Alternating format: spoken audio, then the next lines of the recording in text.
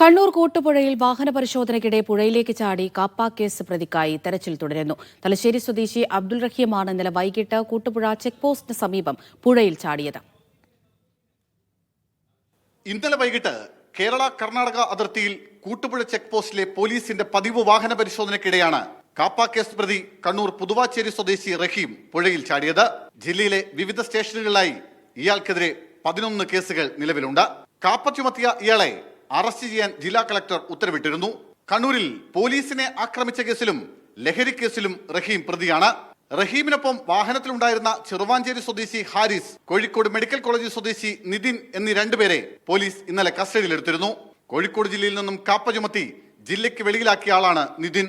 ഹാരിസിന്റെ പേരിൽ കളവ് കേസും കഞ്ചാവ് കേസുമുണ്ട്. പിടിക്കപ്പെടുമെന്ന് ഉറപ്പായതോടെ പുഴയിൽ ചാടി രക്ഷപ്പെടുകയായിരുന്നു റഹീമിന്റെ ലക്ഷ്യം. എന്നാൽ ബാരാപ്പോൾ പേരട്ടപ്പുഴകൾ സംഗമിക്കുന്ന പുഴയിലെ കുത്തൊഴുക്കിൽ പെടുകയായിരുന്നു. വൈകുന്നേരം 6 മണിയോടെ കർണാടകയിൽ നിന്നും ഇന്നോവ ക്രിസ്റ്റ വാഹനത്തിൽ കേരളത്തിലേക്ക് പ്രവേശിക്കുമ്പോഴാണ് പോലീസ് വാഹനം നിർത്താൻ ആവശ്യപ്പെട്ടത്.